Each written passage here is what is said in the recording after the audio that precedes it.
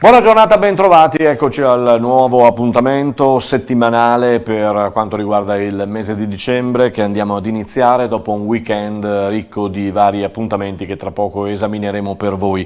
E allora vi ricordo con la nostra web tv www.venetoglobe.com troverete tutti i nostri servizi in modalità on demand e poi naturalmente il digitale terrestre, canale 95 di Caffè TV24, l'emittente del Nord Italia che ogni sera intorno alle 19:40, 19:45 circa mette in onda il nostro primo appuntamento della giornata e poi repliche nella seconda parte di serata e nella primissima parte della mattinata il giorno dopo.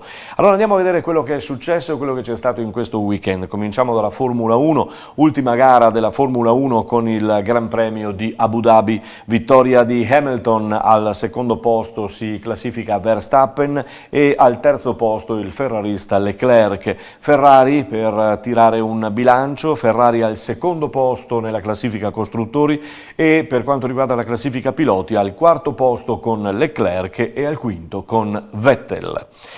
Weekend dalla doppia faccia in America invece per lo sci nazionale. Sabato c'è stato il successo del duo Bassino-Brignone che hanno portato sul podio per l'appunto l'Italia, mentre ieri nello slalom Brignone è andata purtroppo KO. Nel biathlon donne invece ottimo esordio stagionale di Dorotea Wierer nello sprint. Complimenti. Adesso parliamo di rugby perché i Leoni del Benetton a Monigo avevano tutta l'intenzione di portare a casa una vittoria importante, invece purtroppo hanno perso di misura ancora una volta nel finale contro la formazione del Cardiff Blues. Tanta amarezza, tanta mestizia al Monigo, anche nelle parole di Marco Lazzaroni.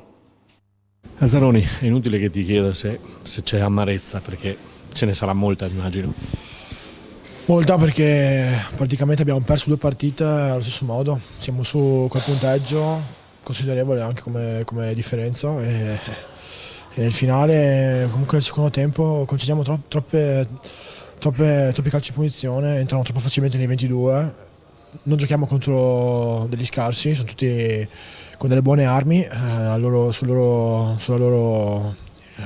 bagaglio, perciò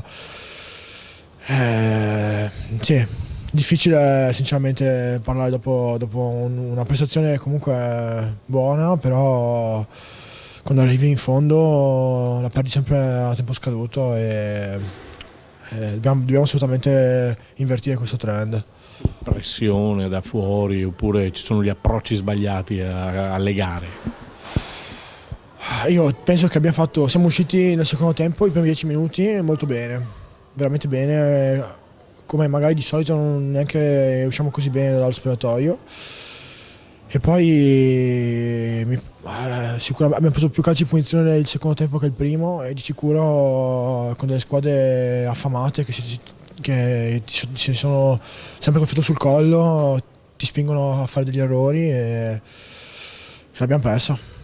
Se facciamo il paragone dello scorso anno si è invertita la cosa perché noi l'altro anno abbiamo vinto proprio all'ultimo, loro hanno fatto la stessa cosa.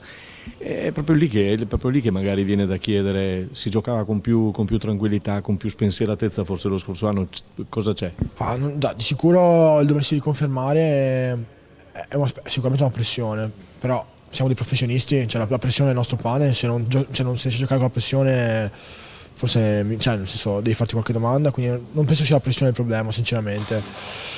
Abbiamo secondo me dei problemi forse a gestire il vantaggio anche considerevole, è un po' diversa cioè è un po' diversa, analizzandola forse un po' meglio, è un po' diversa questa partita della settimana scorsa, però il risultato è lo stesso, no? Quindi di sicuro non è un calo fisico, è un approccio al finale che dobbiamo sicuramente andare più a fondo e vedere bene di cosa si tratta. Ecco. Mi direi che non ti interessa, ma personalmente sei uscito tra gli applausi, una buona gara. Sì, devo rivederla, insomma, a caldo è sempre difficile avere una buona percezione oggettiva di se stessi. Di sicuro insomma, riprendere un po' più di continuità, insomma, ritrovare un po' il vecchio Lazza dell'anno scorso, ma insomma, penso che bisogna solo lavorare, me in primo luogo per primo e poi tutta la squadra. Ci stiamo allenando bene, stiamo facendo veramente tutto bene in settimana. stiamo facendo degli ottimi team run, degli ottimi giovedì e martedì che sono i giorni più duri e dobbiamo, secondo me, in testa bassa, anche se magari ci sentiamo un po' persi adesso, che siamo un po', dobbiamo tornare giù con la testa e continuare a lavorare, perché comunque manca solo il risultato, perché tutto il resto c'è. Questo Marco Lazzaroni leggermente demotivato un attimino e triste per questa sconfitta. Ora Pro 14 ferma per 2 settimane, ritorna alla Coppa con la doppia sfida contro Lione. In pratica si gioca la prima in trasferta a Lione, la seconda il 14 dicembre a Monigo. Andiamo a parlare di Serie A di basket maschile. Trieste-Treviso a favore dei giuliani per 69-61. Le cronache dicono 35 minuti di gran basket per la TVB, dopodiché la rimonta implacabile di Trieste. Sentiamo a fine gara una breve dichiarazione di Max Menetti, coach della TVB. Siamo molto dispiaciuti perché abbiamo fatto una partita straordinaria e soprattutto sono dispiaciuto perché era normale che qualsiasi fosse stato il vantaggio della partita non avremmo potuto chiudere la partita più 15 o più 20 per quello che voleva dire per Trieste questa partita e purtroppo negli ultimi 5 minuti abbiamo perso fiducia in noi stessi, che è la cosa che non dovevamo assolutamente fare. Dovevamo giocare come giochiamo noi, una volta avuto la nostra grande attitudine difensiva dovevamo giocare molto più tranquilli anche nel momento in cui Trieste fosse tornata sotto o addirittura anche andata avanti. Invece in quel momento lì, probabilmente col fatto che abbiamo condotto per tutta la partita, ci è un po' crollato il mondo addosso e dopo da lì sono nate quelle 3-4 palle perse che hanno fatto la grande differenza. Dovevamo fare una partita incredibile, l'abbiamo fatto solo straordinaria per vincerla. Abbiamo ancora, comunque sono anche e soprattutto nelle cose buone e nelle cose cattive, ancora una volta in più abbiamo tanto da cui imparare, soprattutto per prepararci alla prossima partita con Reggio Emilia. Max Menetti da Trieste con queste sue dichiarazioni come sempre molto obiettive. Per quanto riguarda l'altra Veneta, Venezia va male in campionato perché perde in casa di Pistoia per 89-87. Andiamo a parlare di volley maschile in Superlega. Volley maschile per l'appunto, Verona batte Latina 3-1 e Padova batte Milano al tie break per 3-2. C'è Civitanova sempre al comando del campionato con 29 punti. Domenica prossima Modena-Verona e Ravenna-Padova, partite molto interessanti. In A1 femminile invece per quanto riguarda il volley femminile, l'Imoco Volley Conegliano è a Shanghai, o meglio a Xing, per il mondiale dei club. Stanotte intorno alle 3 del mattino, se volete mettere la sveglia e guardare la partita, primo incontro contro le turche dell'ex Asibasi che già si conosce. Nella A3 di pallavolo maschile per il Motta di Livenza, vittoria in casa contro Fano per 3-1. Il prossimo incontro sarà in trasferta a Cuneo. Scendiamo in Serie C dove lo SPES Team Conegliano continua a vincere e rimane in testa alla classifica con 18 punti. Domenica vittoria a Vicenza per 3-1. E allora la Serie A, si parla di Juve superata dall'Inter in testa alla classifica del massimo campionato italiano, Roma vincente a Verona, la Lazio che batte l'Udinese per 3-0 all'Olimpico, a Napoli la sorpresona arriva dal Bologna che batte il Napoli per 2-1, mentre il Milan vince 1-0 con il Parma. Stasera si chiude la giornata con Cagliari-Sampdoria. Andiamo in Serie B dove le venete e le friulane hanno riportato questi risultati. A Crotone e Cittadella pareggiano 1-1. A Venezia, Benevento batte Venezia 2-0 con la vittoria e il ritorno di Pippo Inzaghi in Laguna, netta la vittoria della capolista. Trapani batte Chievo 1-0 e stasera si chiude la giornata definitiva con Pisa-Pordenone alle ore 21.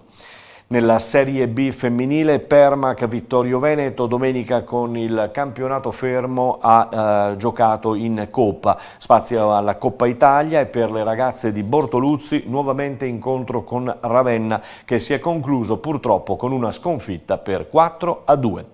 Andiamo in Serie C, sempre per quanto riguarda il calcio. Nel girone B Arzignano, Virtus Verona pareggiano 1-1, Carpi batte Triestina 1-0, non è un buon momento per la formazione di Trieste, Gubbio e Padova pareggiano 0-0, Sudtirol Lanerossi Vicenza è invece un buon momento per il Lanerossi Vicenza che continua a vincere, vince anche col Sudtirol per 1-0. Domenica prossima si affronteranno Lanerossi Vicenza, Feralpi Salò, Padova Imolese, Triestina Modena, Virtus Verona, Reggio Audace.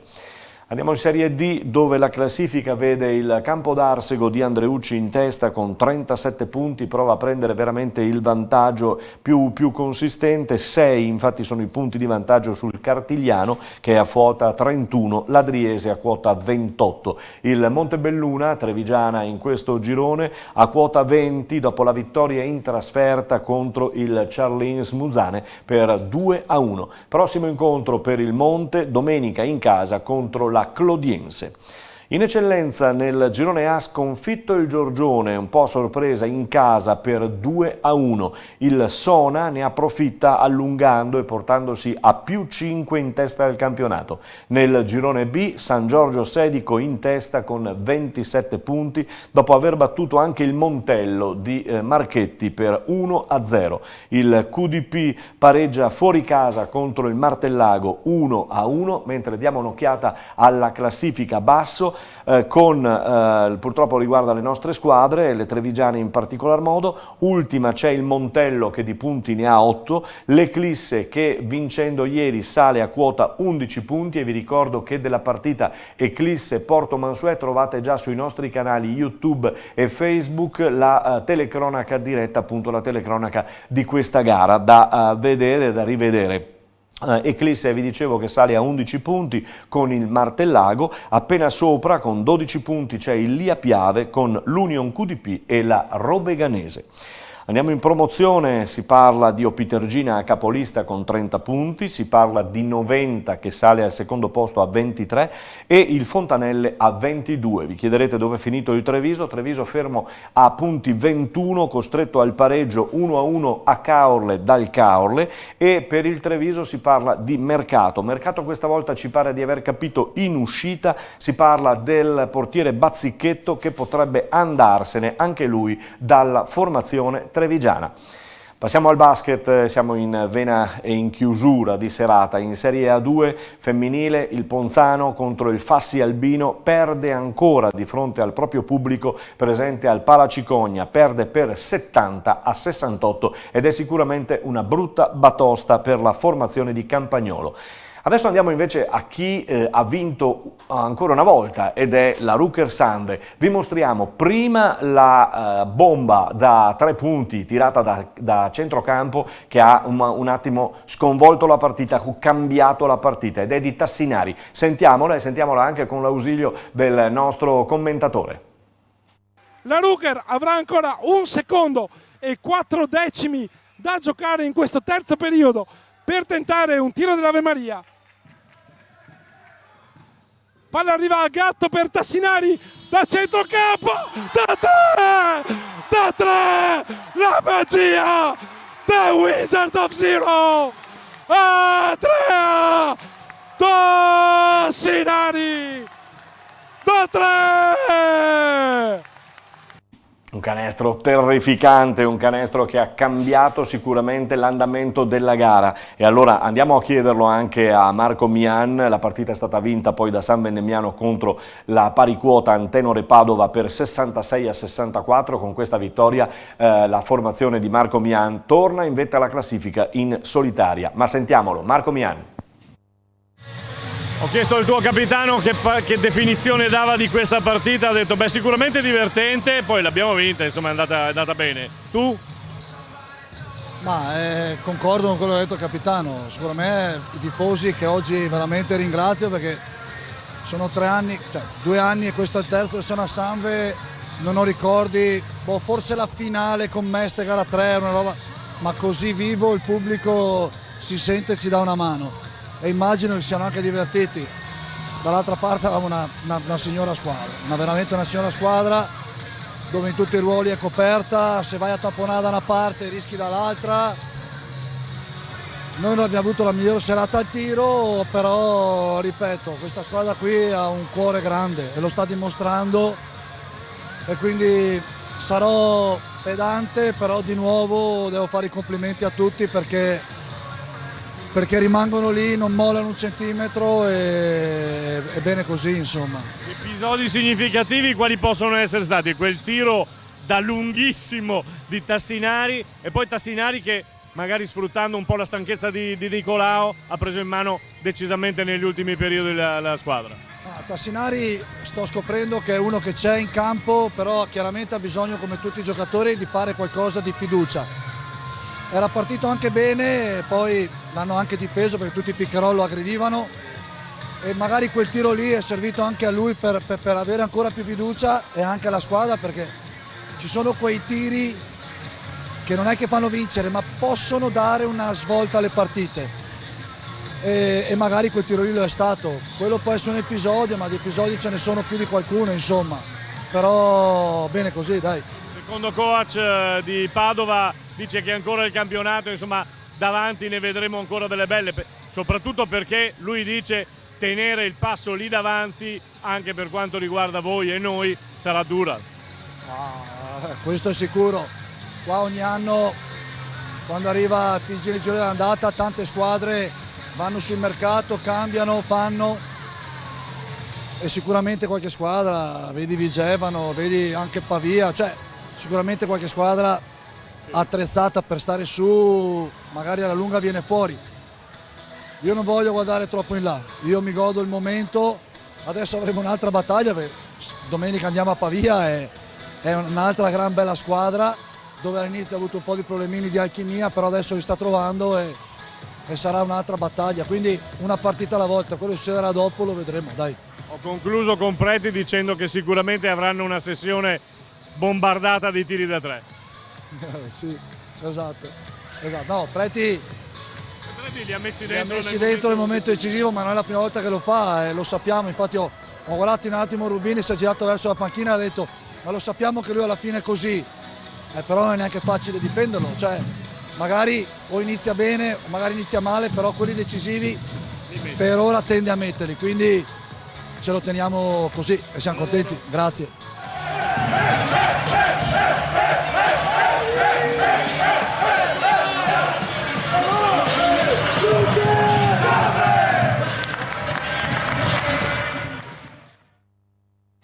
Che inizio campionato, ragazzi, questo della Ruker Sunday. Abbiamo concluso, ci fermiamo qui, vi diamo appuntamento a domani per altre notizie. Buona serata a tutti.